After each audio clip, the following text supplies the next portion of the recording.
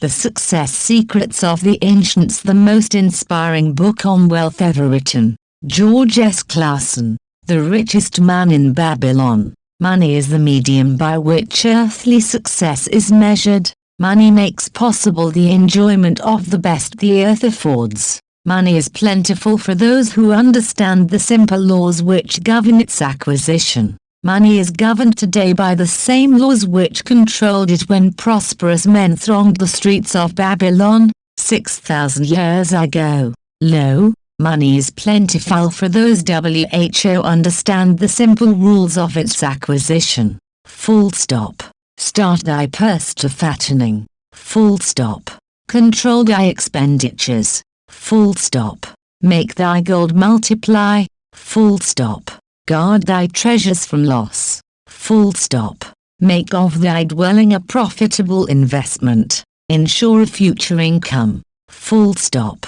Increase thy ability to earn. What can a book written in the East tell modern investors about their finances? A whole lot if it's George Clason's delightful set of parables that explain the basics of money. This is a great gift for a graduate or anyone who seems baffled by the world of finance, and a wonderful, refreshing read for even the most experienced investor. Los Angeles Times. Ahead of you stretches your future, like a road leading into the distance. Along that road are ambitions you wish to accomplish, desires you wish to gratify.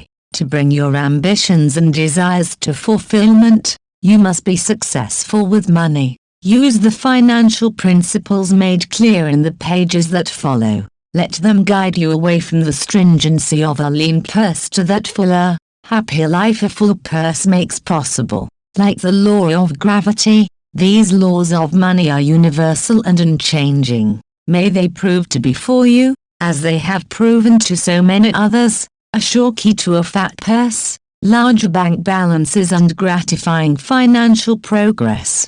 George S. Clason. Contents. Foreword 9. The Man Who Desired Gold. 7 Cures for a Lean Purse. Meet the Goddess of Good Luck. The 5 Laws of Gold. The Gold Lender of Babylon. The Walls of Babylon. The Camel Trader of Babylon. The Clay Tablets from Babylon. The Luckiest Man in Babylon. An historical sketch of Babylon. Foreword. Our prosperity as our nation depends upon the personal financial prosperity of each of us as individuals. This book deals with the personal successes of each of us. Success means accomplishments as the result of our own efforts and abilities. Proper preparation is the key to our success. Our acts can be no wiser than our thoughts. Our thinking can be no wiser than our understanding. This book of cures for lean purses has been termed a guide to financial understanding. That, indeed, is its purpose,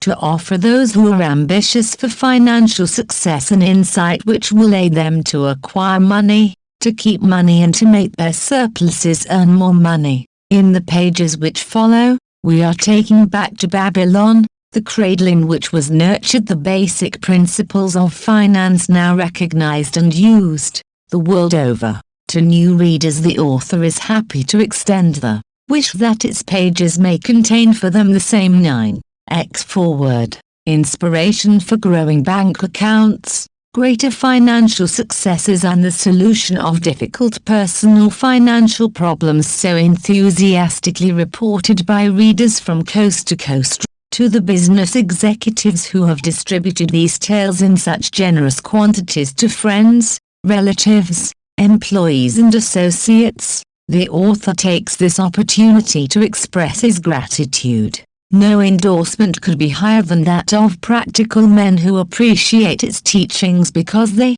themselves, have worked up to important successes by applying the very principles it advocates. Babylon became the wealthiest city of the ancient world because its citizens were the richest people of their time. They appreciated the value of money. They practiced sound financial principles in acquiring money, keeping money and making their money earn more money. They provided for themselves what we all desire, incomes for the future. GSC. The Richest Man in Babylon.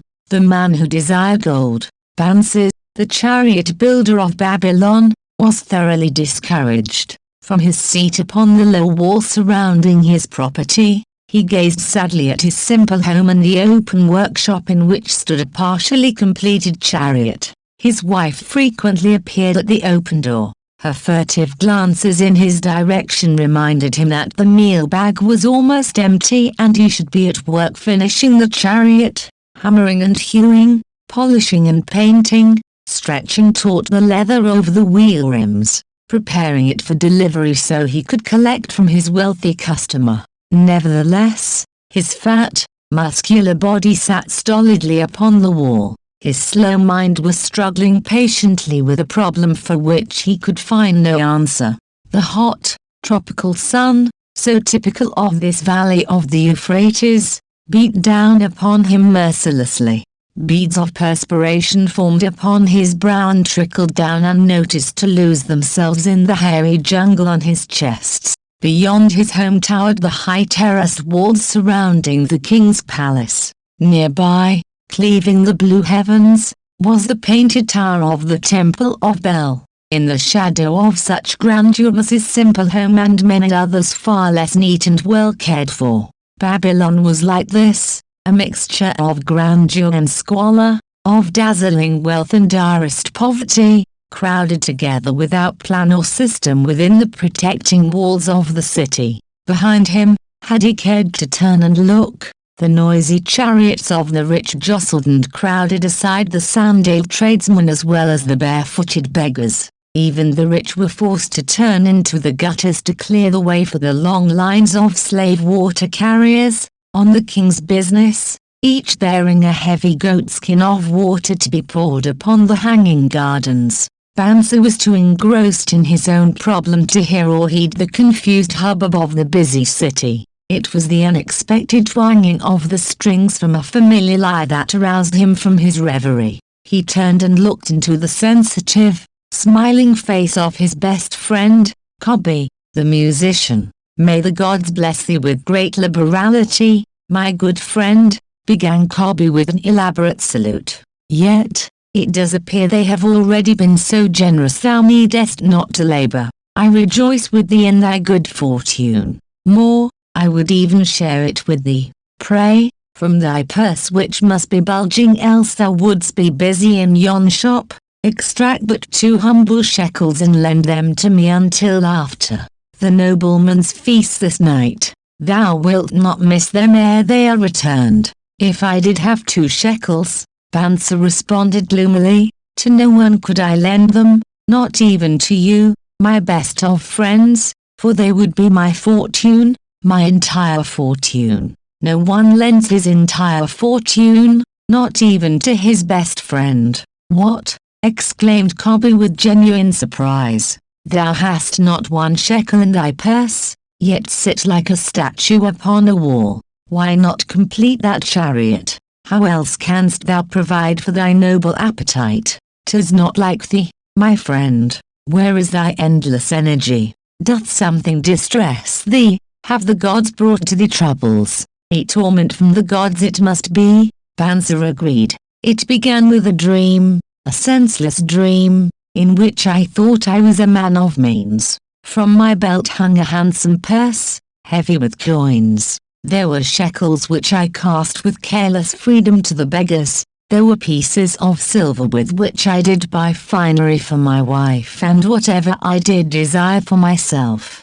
There were pieces of gold which made me feel assured of the future and unafraid to spend the silver. A glorious feeling of contentment was within me. You would not have known me for thy hard-working friend, nor wouldst have known my wife, so free from wrinkles was her face and shining with happiness. She was again the smiling maiden of our early married days." "A pleasant dream, indeed," commented Kobbi, "but why should such pleasant feelings as it aroused turn thee into a glum statue upon the wall?" "Why, indeed, because when I awoke and remembered how empty was my purse, a feeling of rebellion swept over me. Let us talk it over together, for, as the sailors do say, we ride in the same boat, we two. As youngsters, We went together to the priests to learn wisdom. As young men, we shared each other's pleasures. As grown men,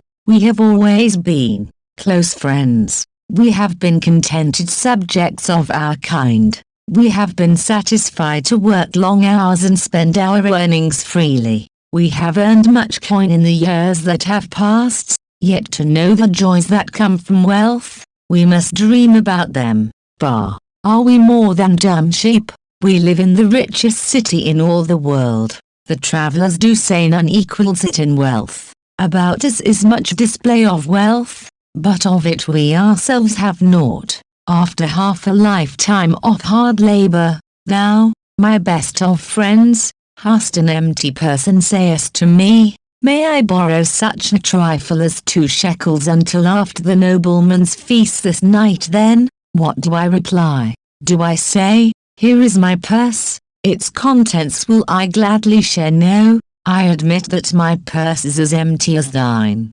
What is the matter? Why cannot we acquire silver and gold, more than enough of food and robes? Consider, also, our sons, Bansir continued, are they not following in the footsteps of their fathers? Neither they and their families and their sons' families live all their lives in the midst of such treasures of gold, and yet, like us, be content to banquet upon sour goat's milk and porridge. Never, in all the years of our friendship, didst thou talk like this before, Bansir? Kobbi was puzzled. Never in all those years did I think like this before. From early dawn until darkness stopped me, I have labored to build the finest chariots any man could make, soft-heartedly hoping someday the gods would recognize my worthy deeds and bestow upon me great prosperity. This they have never done. At last, I realize this they will never do. Therefore, my heart is sad. I wish to be a man of means. I wish to own lands and cattle, to have fine robes and coins in my purse. I am willing to work for these things with all the strength in my back, with all the skill in my hands, with all the cunning in my mind, but I wish my labors to be fairly rewarded. What is the matter with us? Again I ask you, why cannot we have our just share of the good things so plentiful for those who have the gold with which to buy them? Would I know an answer? Kobbi replied. No better than thou am I satisfied. My earnings from my lyre are quickly gone. Often must I plan and scheme that my family be not hungry. Also, within my breast is a deep longing for a lyre large enough that it may truly sing the strains of music that do surge through my mind. With such an instrument could I make music finer than even the king has heard before. Such a lyre thou shouldst have. No man in all Babylon could make it sing more sweetly, could make it sing so sweetly. Not only the king but the gods themselves would be delighted. But how mayest thou secure it while we both of us are as poor as the king's slaves? Listen to the bell. Here they come. He pointed to the long column of half-naked, sweating water-bearers plodding laboriously up the narrow street from the river. 5 abreast they marched, each bent under a heavy goatskin of water. A fine figure of a man, he who doth lead them. Kobbi indicated the wearer of the bell who marched in front without a load.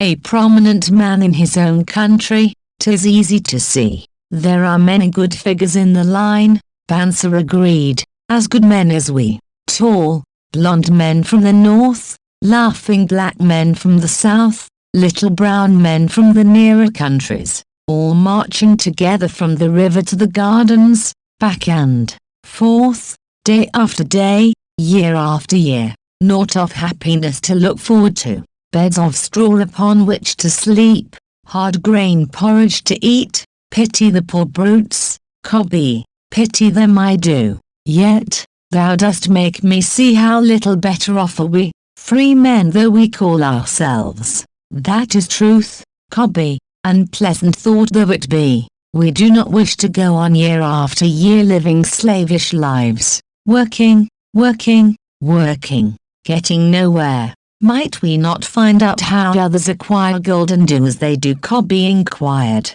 Perhaps there is some secret we might learn if we but sought from those who knew, replied Bansir thoughtfully. This very day, suggested Kobbi, I did pass our old friend, Arkad, riding in his golden chariot. This I will say, he did not look over my humble head as many in his station might consider his right. Instead, he did wave his hand that all onlookers might see him pay greetings and bestow his smile of friendship upon Kobbi, the musician. He is claimed to be the richest man in all Babylon, Bansir mused. So rich the king is said to seat his golden age in affairs of the treasury, Kobbi replied. So rich? Bansir interrupted. I fear if I should meet him in the darkness of the night, I should lay my hands upon his fat wallet. Nonsense, reproved Kobbi. A man's wealth is not in the purse he carries. A fat purse quickly empties if there be no golden stream to refill it.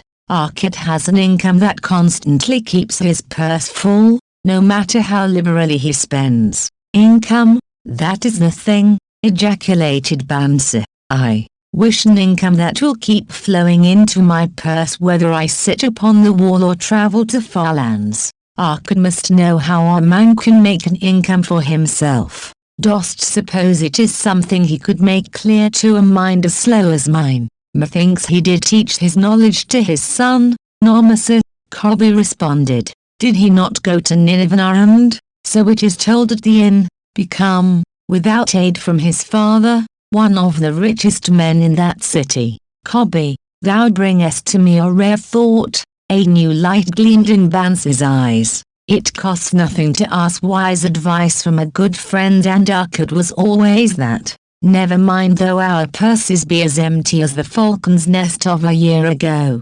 Let that not detain us. We are weary of being without gold in the midst of plenty. We wish to become men of means. Come, let us go to Arkad and ask how we, also, may acquire incomes for ourselves. Thou speakest with true inspiration, Bansir. Thou bringest to my mind a new understanding. Thou makest me to realize the reason why we have never found any measure of wealth. We never sought it. Thou hast labored patiently to build the staunchest chariots in Babylon. To that purpose was devoted your best endeavors. Therefore, at it thou didst succeed. I strove to become a skillful lyre player, and, at it I did succeed. In those things toward which we exerted our best endeavors we succeeded. The gods were content to let us continue thus. Now, at last, we see a light, bright like that from the rising sun. It biddeth us to learn more that we may prosper more. With a new understanding we shall find honorable ways to accomplish our desires. Let us go to Arkad this very day, Bansir urged. Also, let us ask other friends of our boyhood days who have fared no better than ourselves, to join us that they, too, may share in his wisdom. Thou wert ever thus thoughtful of thy friends, Bansir. Therefore hast thou many friends. It shall be as thou sayest. We go this day and take them with us. In old Babylon there once lived a certain very rich man named Arkad. Far and wide he was famed for his great wealth. Also was he famed for his liberality. He was generous in his charities. He was generous with his family. He was liberal in his own expenses. But nevertheless each year his wealth increased more rapidly than he spent it. And there were certain friends of younger days who came to him and said, You, Arkad, are more fortunate than we. You have become the richest man in all Babylon while we struggle for existence. You can wear the finest garments and you can enjoy the rarest foods, while we must be content if we can clothe our families in raiment that is presentable and feed them as best we can. Yet, once we were equal. We studied under the same master. We played in the same games, and in neither the studies nor the games did you outshine us. And in the years since, you have been no more an honorable citizen than we, nor have you worked harder or more faithfully, insofar as we can judge. Why, then, should a fickle fate single you out to enjoy all the good things of life and ignore us who are equally deserving? Thereupon Arkad remonstrated with them, saying, "If you have not acquired more than a bare existence in the years since we were youths, it is because you either have failed to learn the laws that govern the building of wealth, or else you do not observe them. Fickle fate is a vicious goddess who brings no permanent good to anyone. On the contrary, she brings ruin to almost every man upon whom she showers unearned gold. She makes wanton spenders, who soon dissipate all they receive and are left beset by overwhelming appetites and desires they have not the ability to gratify. Yet others whom she favors become misers and hold their wealth, fearing to spend what they have, knowing they do not possess the ability to replace it. They further are beset by fear of robbers and doom themselves to lives of emptiness and secret misery. Others there probably are, who can take unearned gold and add to it and continue to be happy and contented citizens. But so few are they, I know of them but by hearsay. Think you of the men who have inherited sudden wealth, and see if these things are not so." His friends admitted that of the men they knew who had inherited wealth these words were true, and they besought him to explain to them how he had become possessed of so much prosperity. So he continued, "In my youth I looked about me and saw all the good things there were to bring happiness and contentment, and I realized that wealth increased the potency of all these. Wealth is a power. With wealth many things are possible. One may ornament the home with the richest of furnishings, one may sail the distant seas, one may feast on the delicacies of far lands, one may buy the ornaments of the gold worker and the stone polisher, one may even build mighty temples for the gods. One may do all these things and many others in which there is delight for the senses and gratification for the soul. And, when I realized all this, I decided to myself that I would claim my share of the good things of life. I would not be one of those who stand afar off, enviously watching others enjoy. I would not be content to clothe myself in the cheapest raiment that looked respectable. I would not be satisfied with the lot of a poor man. On the contrary, I would make myself a guest at this banquet of good things.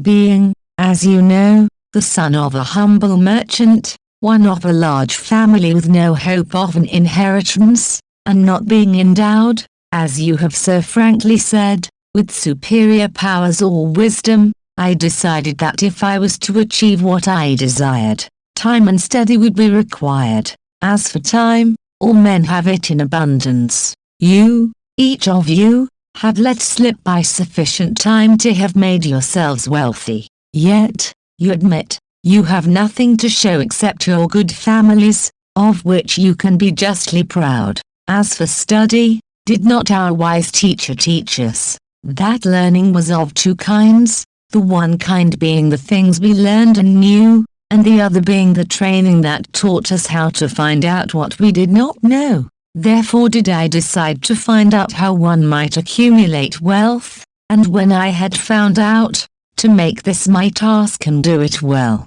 For, is it not wise that we should enjoy while we dwell in the brightness of the sunshine? For sorrows enough shall descend upon us when we depart for the darkness of the world of spirit. I found employment as a scribe in the hall of records, and long hours each day I labored upon the clay tablets. Week after week, and month after month, I labored, yet for my earnings I had naught to show. Food and clothing and penance to the gods, and other things of which I could remember not what, absorbed all my earnings. But my determination did not leave me, and one day Algamish, the money lender, came to the house of the city master and ordered a copy of the 9th law, and he said to me, "I must have this in 2 days, and if the task is done by that time, 2 coppers will I give to thee." So I labored hard, but the law was long, and when Algamish returned the task was unfinished.